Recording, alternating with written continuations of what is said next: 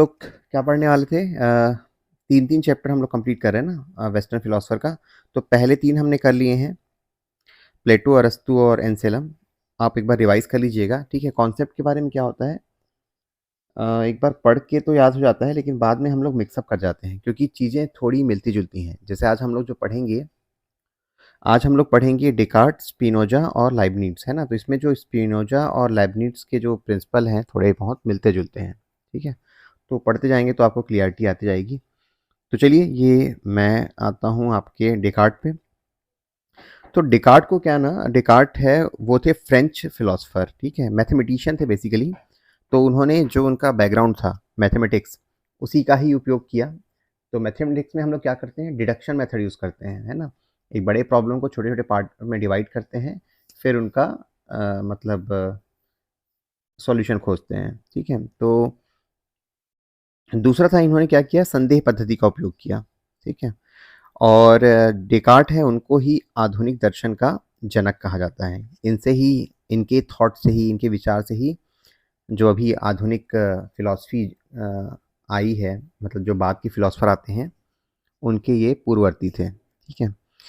तो इन्होंने क्या किया, संदेह पद्धति का उपयोग किया। तो देखिए, आपको ना संदेह पद्धति और संशयवाद में अंतर समझना पड़ेगा। तो डेकार्ट ने जो मेथड यूज़ किया, संदेह पद्धति कहलाता है, क्योंकि उन्होंने सत्य की खोज के लिए संदेह, मतलब हर चीज़ पे तब तक डाउट किया जब तक कि एब्सोल्यूट सच की तलाश ना हो जाए या फिर सच ना मिल जाए, ठीक है?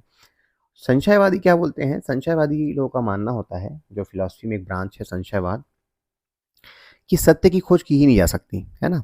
मतलब इससे वो संशय पैदा करते हैं कि कोई भी जो ज्ञान है वो पूर्ण नहीं होता। हमें कभी भी हमें एब्सोल्यूट नॉलेज की प्राप्ति नहीं हो सकती, जैसे हम लोग पढ़ेंगे हूमेगे में। तो मगर इनका क्या था, इन्होंने संशयवाद को एक इंस्ट्रूमेंट की तरह यूज़ किया, टूल की तरह यूज़ किया सत्य की खोज के लिए। तो चलिए थोड़ा-सा पढ़ते हैं इसके इनके बारे में। तो डेकार्ट क्या बोल रहे हैं कि दर्शन को गणित की तरह सुदृढ़ बौद्धिक आधार प्रदान करना, ये उनका लक्ष्य था डेकार्ट का, क्योंकि मैथमेटिशियन थे जैसे मैंने बताया। दर्शन के क्षेत्र में असंदिग्ध और निश्चयात्मक ज्ञान प्राप्त करना, मतलब उन सभी चीज़ों पे डाउट करना है जिस पे हम लोग श्योर नहीं हो जाते कि इसके आगे कोई डाउट नहीं किया जा सकता, ठीक है? स्वयं सिद्ध की स्थापना करना जो कि निश्चयात्मक एवं असंदिग्ध हो। और ये जो मेथड है जिसको बोलते हैं डिडक्शन, तो निगमनात्मक पद्धति से अन्य निष्कर्षों तक पहुंचना, ठीक है? कई बार मैं इंग्लिश वाला भी पढ़ना पसंद करूंगा, क्योंकि कुछ चीज़ें ना हिंदी में ज़्यादा डिफिकल्ट होती है।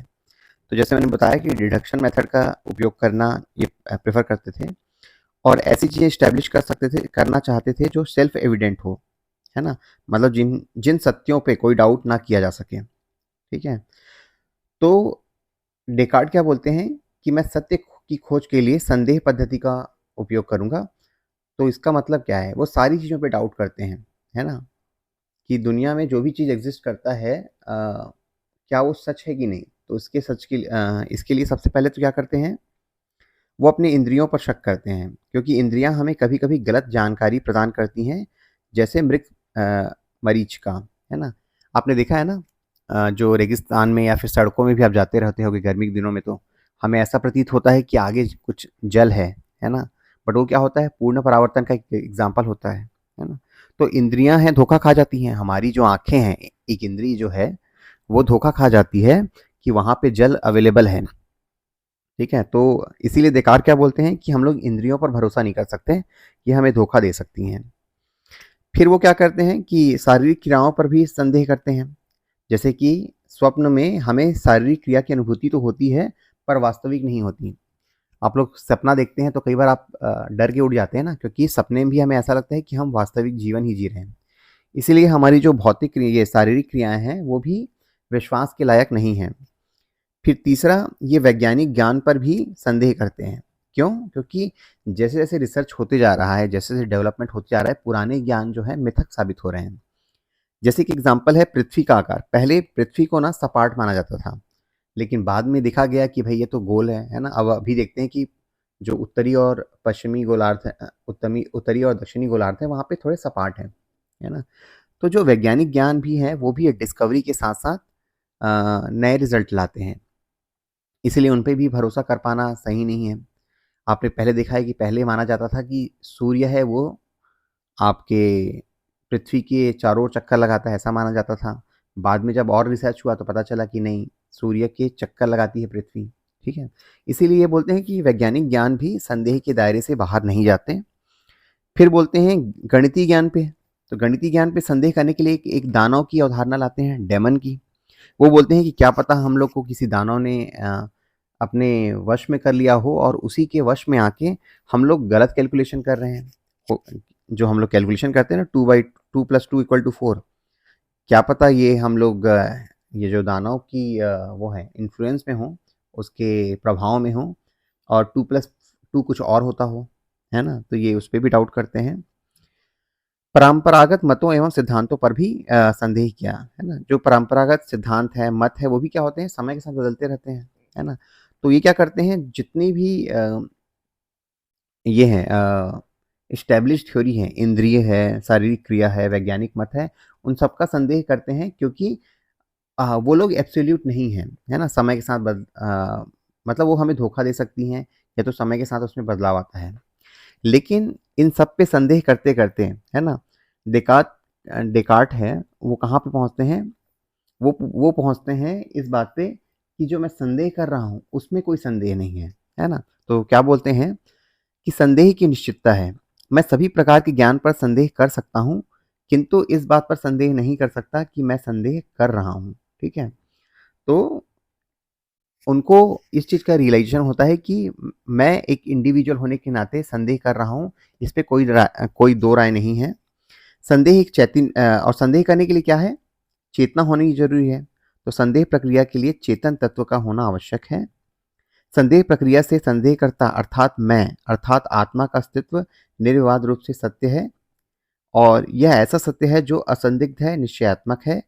तो फिर वो यहाँ पे बोलता है कोगितो एर्गो सम, जिसका मतलब है मैं सोचता हूँ इसीलिए मैं हूँ, है ना? तो इन्होंने सब संदेह कर लिया, लेकिन इस बात पे संदेह नहीं किया जा सकता कि वो संदेह कर रहे हैं।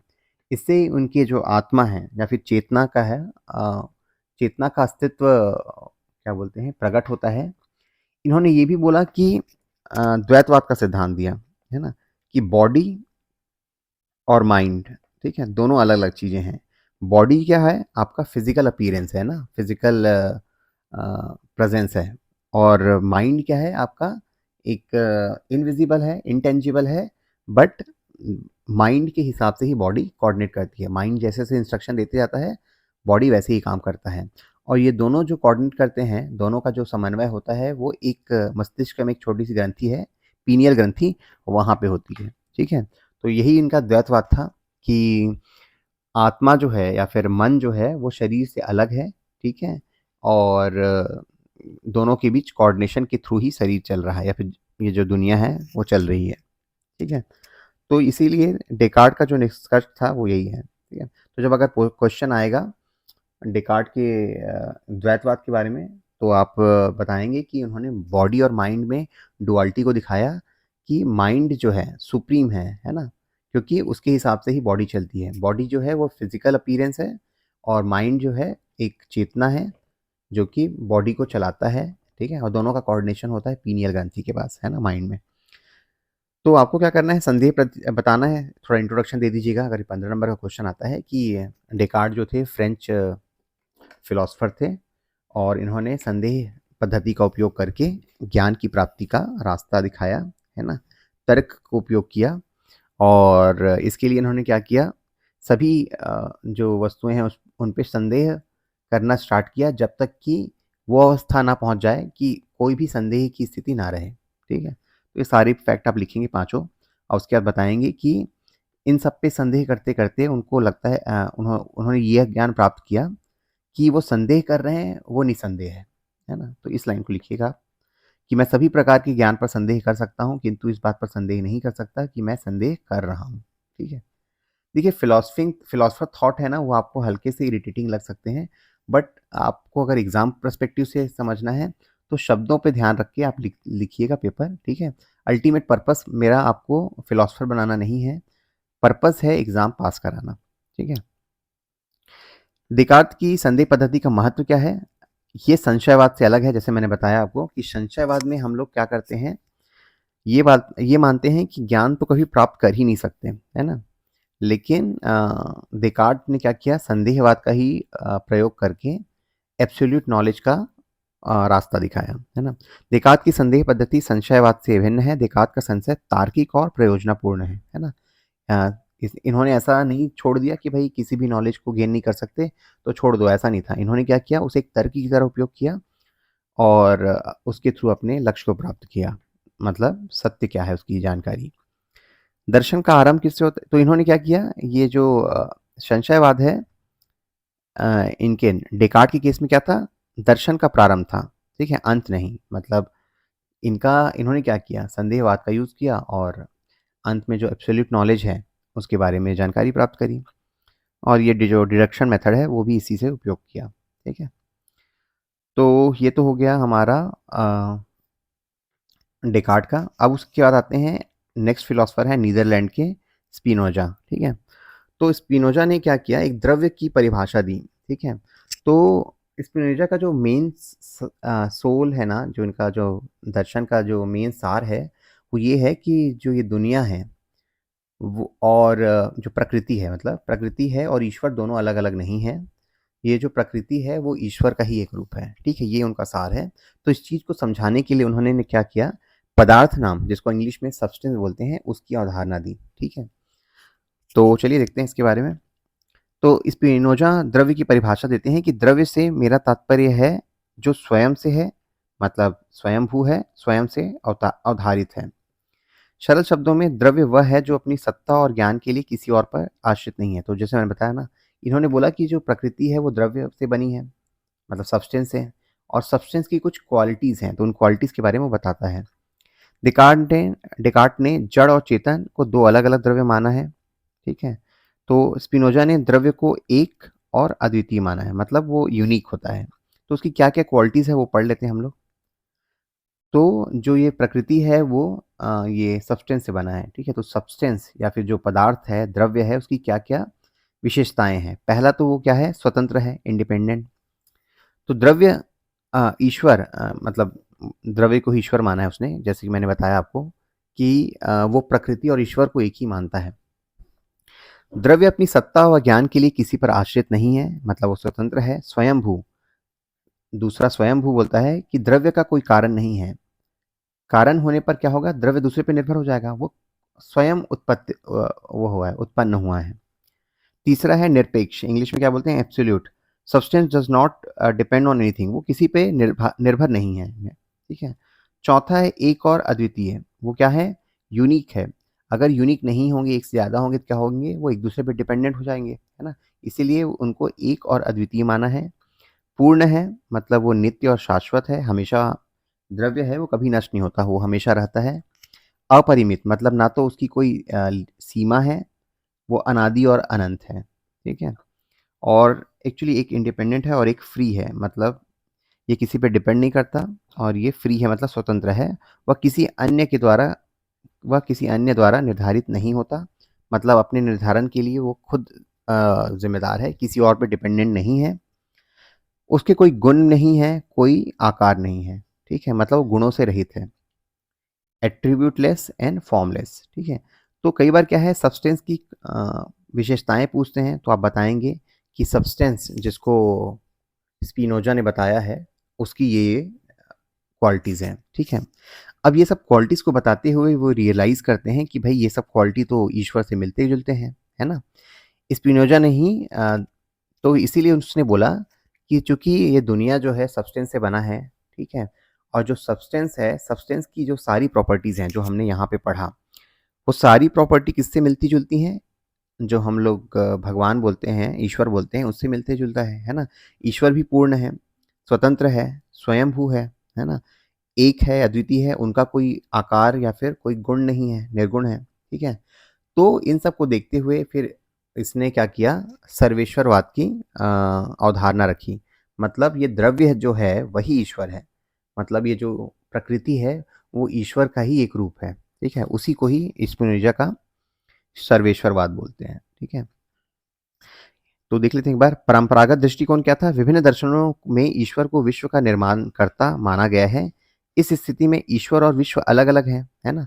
जो पुराना हमारा दर्शन था, वो तो दोनों को अलग मानता है। भई ईश्वर ने ही ये संसार को बनाया है, प्रकृति को बनाया है।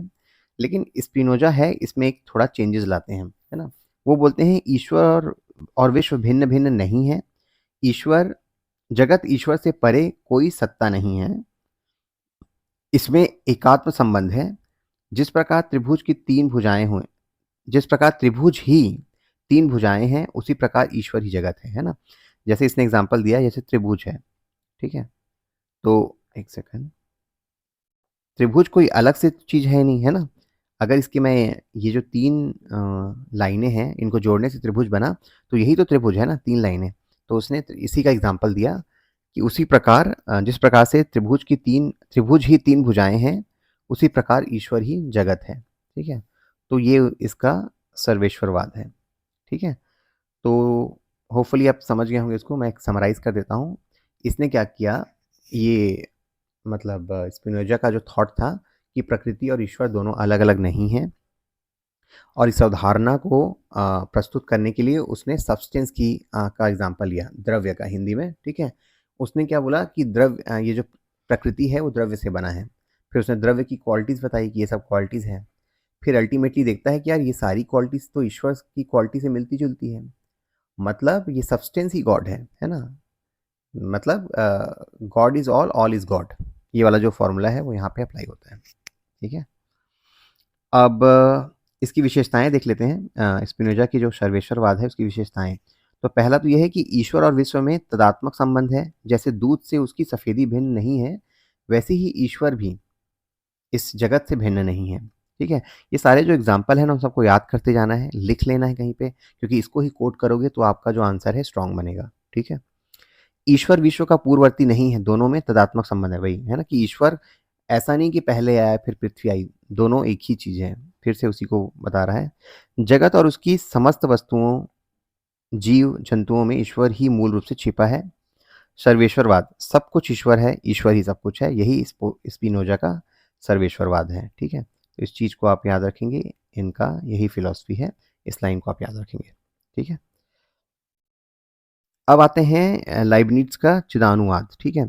तो जैसे हमने ऊपर में क्या लिया, उन्होंने सब्सटेंस से बना है बोला, है ना? द्रव्य से। वैसे ही लाइबनिट्ज़ ने क्या बोला, ये बोला कि भई ये जो जगत है वो चिदनु से बना है ना? जिसको इंग्लिश में मोनाड बोल रहे हैं, ठीक है? अलग-अलग टाइप के मोनाड होते हैं, ठीक है? और सारे मोनाड में जो चेतना है, वो अलग-अलग लेवल का है, ठीक है? और इन सारी चेतनाओं के सामंजस्य से ये संसार का जन्म हुआ है, ठीक है? तो ये इनका मानना था। ये है आपके जर्मन फिलोसोफर, ठीक है? तो चलिए एक बार पढ़ लेते हैं, फिर मैं एक्सप्लेन करता हूँ। तो लाइबनिट्ज़ की द्रव्य की परिभाषा क्या है? द्रव्य वह है जो स्वतंत्र क्रिया शक्ति संपन्न हो। इस परिभाषा में स्वतंत्र शक्ति पर बल दिया है, विस्तार पर नहीं। तो देखिए उसमें क्या था, जो सब्सटेंस है उसमें विस्तार हो सकता था, ठीक है? मगर ये जो मोनाद है वो उसमें विस्तार नहीं हो सकता, ये कहना है लाइबनिट्ज़ का। डेकार्ट ने जड़ को ही अ, एक द्रव्य के रूप में स्वीकार किया था। स्पिनोजा ने विस्तार को द्रव्य का गुण माना था। लाइबनिट्ज़ का चिदानु विस्तार युक्त नहीं है, केवल चेतन है। जैसे मैंने बताया ना कि अलग-अलग चिदानुओं से बना हुआ है ये दुनिया, ठीक है? और सब में अलग-अलग चेतना है, ठीक है? जैसे आप देखोगे पेड़ों में मतलब चेतना तो है बट बहुत वो जड़ रूपी चेतना है।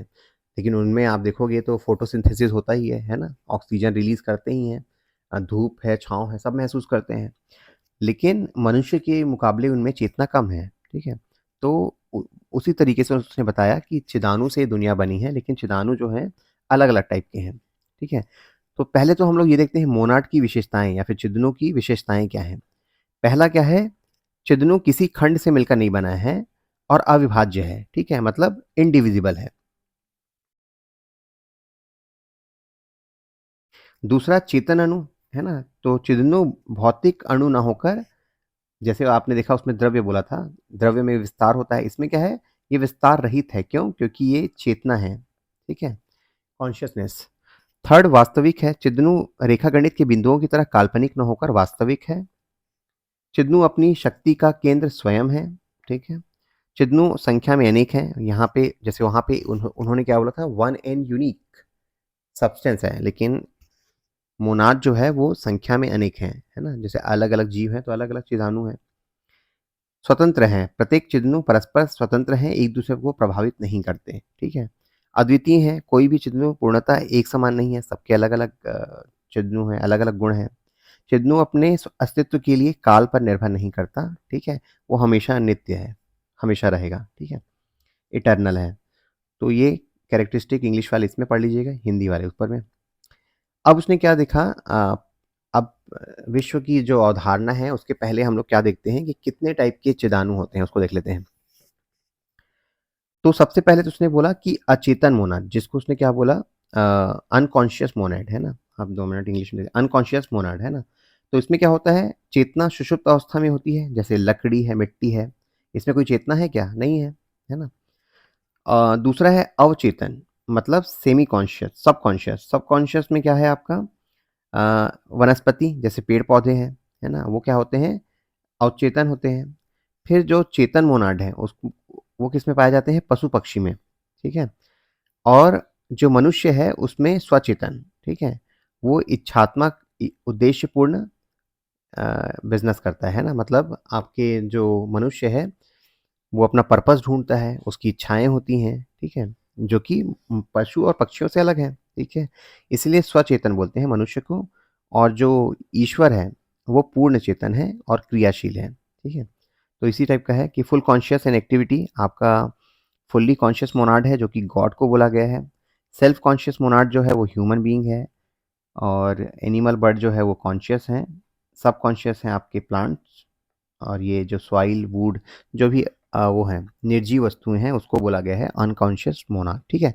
तो कहने का मतलब ये है कि अलग अलग लेवल है मोनाड के। जैसे जैसे हम लोग ऊपर उठते जाते हैं वैसे ही मोनाड जो है ज़्यादा एक्टिव होते जाता है, ठीक है। तो इसके बारे में क्वेश्चन पूछता है, आप याद रखेंगे कि कितने टाइप के मोनाड होते हैं, एग्जाम में पूछता है। अब जड़ जगत की व्याख्या करने के लिए उसने क्या फिलॉसफी दी उसको देखते हैं।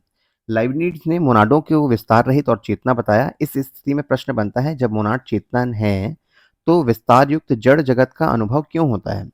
तो उसने क्या बोला, दो टाइप के, मतलब जो ये है मोनाड है दो टाइप के होते हैं, मतलब दो गुण होते हैं उसमें। पहला मूल जड़ता का गुण और दूसरा है गौण जड़ता का गुण, है ना।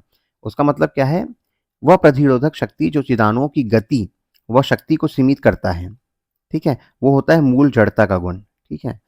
दूसरा, इसके कारण चिदानुओं में निष्क्रियता आती है, जैसे कि आपके पहले पढ़ लेते हैं इसको। जिन मोनाडों में मूल मूल जड़ता अधिक होती है वे जड़ प्रतीत होते हैं। कहने का मतलब जैसे कि आपने देखा मिट्टी है, ठीक है, या फिर जो वुडन लकड़ी है, इसमें ये क्यों जड़ प्रतीत होते हैं, क्योंकि इसमें मूल जड़ता का जो गुण है ज़्यादा है, इसीलिए वो निष्क्रिय दिखते हैं। मनुष्य है उसमें मूल जड़ता के गुण कम है, इसलिए वो सक्रिय दिखते हैं, ठीक है। दूसरा है गौण जड़ता। इसमें क्या बोलता है, निम्न कोटि के चिदानुओं का एकत्र होना। जब निम्न कोटि के कई मोनाड एकत्र होते हैं तो जड़ प्रतीत होते हैं, जड़ पदार्थ प्रतीत होते हैं।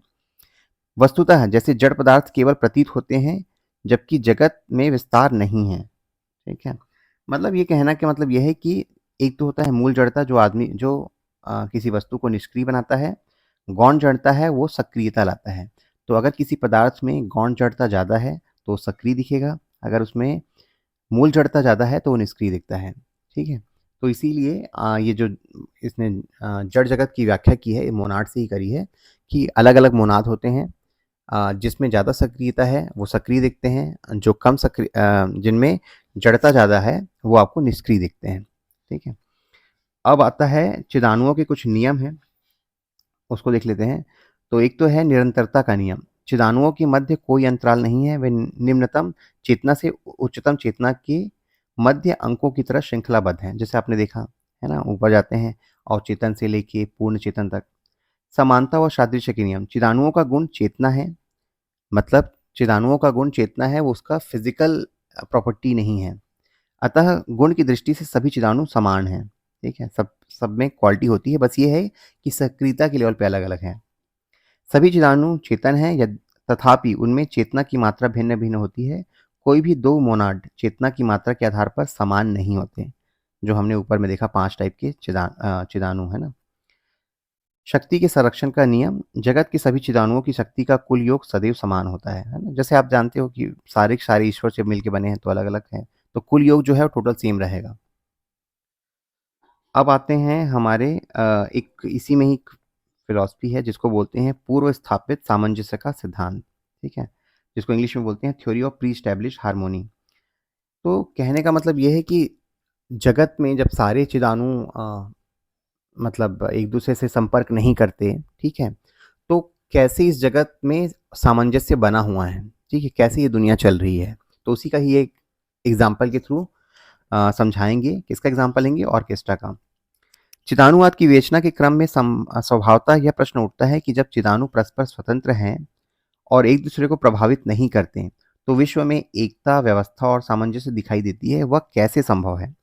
तो फिर इसका वो एग्जाम आंसर देते हैं कि ईश्वर ने चिदानुओं की रचना करते समय उनमें एक ऐसा सामंजस्य भर दिया है, एक चिदानु में परिवर्तन होने पर दूसरे में भी तद अनुरूप परिवर्तन होता है।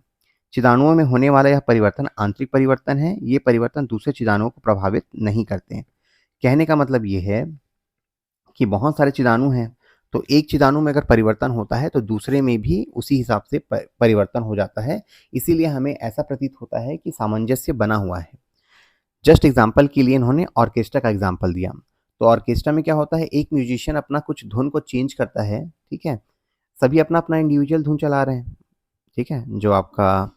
जो ये चला वायलिन चला रहा है, वायलिन बजा रहा है। ये आपका गिटार चला रहा है, गिटार कर रहा है, ठीक है?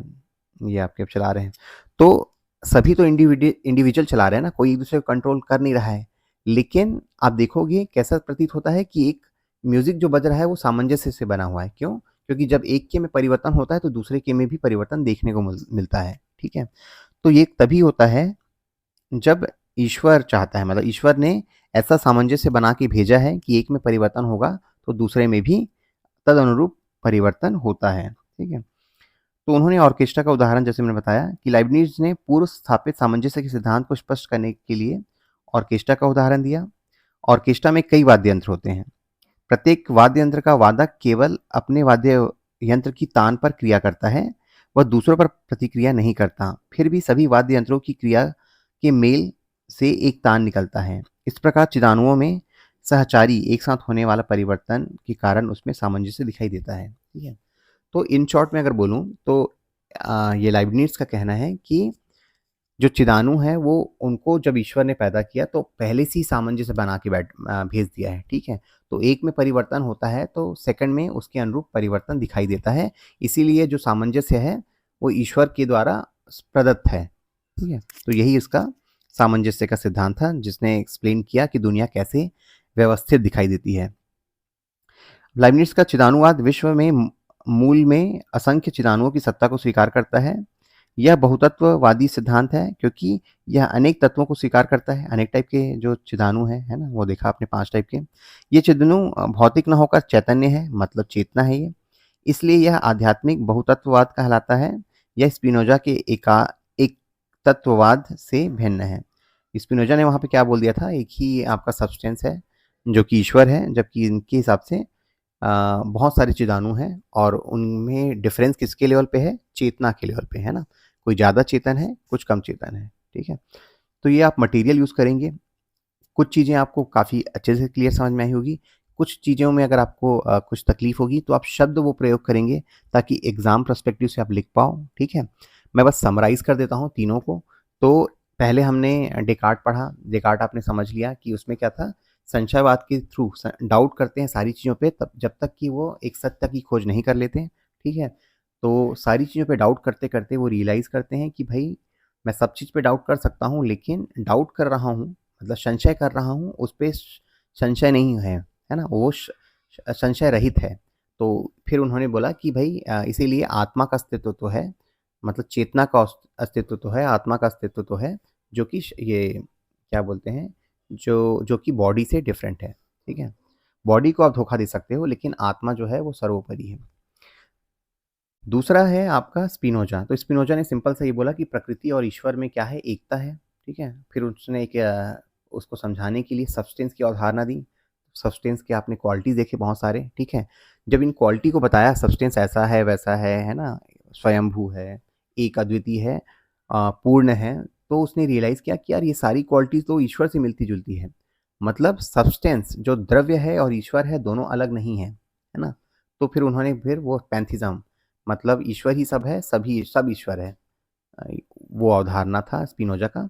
और लेibniz का क्या किया, लेibniz ने ये जो जगत की अवधारणा के लिए मोनाड नामक तत्व का वो दिया, एग्ज़ाम्पल लिया और उसने बताया कि मोनाड जो है वो एक विस्तार रहित है क्योंकि वो क्या है, चेतना है, ठीक है? और चेतना में विस्तार नहीं होता और चेतना जो है अलग-अलग जो सब्सटेंस है, अलग-अलग जीवों में अलग-अलग चेतना होता है। जैसे आपने देखा जीवों में अलग, मनुष्य में अलग है, ईश्वर में अलग है, पशु-पक्षियों में अलग है। तो इसीलिए तो इन सब में क्या है, अलग-अलग चेतना है और चेतना के लिए 2 गुण हैं, गौण गुण है और एक आपका मूल गुण है, ठीक है? तो अगर आपके मूल गुण ज़्यादा हैं, जड़ता का गुण ज़्यादा है, तो वो जो मोनाड है वो निष्क्रिय होगा। अगर आपका ये क्या बोलते हैं गौण गुण मतलब अगर उसमें सक्रियता का गुण ज़्यादा है, तो वो ज़्यादा एक्टिव रहेगा, ठीक है? और फिर एक क्वेश्चन आता है कि भई इतने सारे मोनाड हैं, है ना? अलग-अलग जीव हैं, तो कैसे इन सब में सामंजस्य बैठा हुआ है? तो फिर उसने क्या किया एक ऑर्केस्ट्रा के एग्ज़ाम्पल से समझाया कि जैसे जिस टाइप से सारे इंस्ट्रूमेंट ऑर्केस्ट्रा में अलग-अलग बजते हैं, फिर भी एक धुन पैदा होता है, उसी प्रकार ही सारे जो मोनाड हैं मतलब एक-दूसरे से कोऑर्डिनेट करते हैं, उसमें ईश्वर ने पहले से ही सामंजस्य बना के भेजा हुआ है। जब एक में परिवर्तन होता है तो दूसरा उसके हिसाब से चेंज अपने आप हो जाता है, ठीक है? तो दोनों एक-दूसरे से इंटरैक्ट नहीं करते बट पूर्व सामंजस्य ऑलरेडी भगवान ने बना के भेजा है, ठीक है? और इसी कारण हमें ये दुनिया जो है इतने परिवर्तन के बाद भी व्यवस्थित दिखती है, सामंजस्य बना हुआ दिखता है, ठीक है? तो यही उसका कॉन्सेप्ट था। तो दोस्तों इस टाइप से हमने 6 फिलॉसफर कंप्लीट कर लिए, बाकी फिलॉसफर भी हम लोग आने वाले लेक्चर में कंप्लीट करेंगे। अगर आपको लेक्चर से थोड़ा बहुत भी फ़ायदा हो रहा होगा तो लाइक करेंगे और इस तरीके से हम लोग कंप्लीट करेंगे वेस्टर्न फिलॉसफर को आने वाले 4-5 लेक्चर में, ठीक है? Thank you.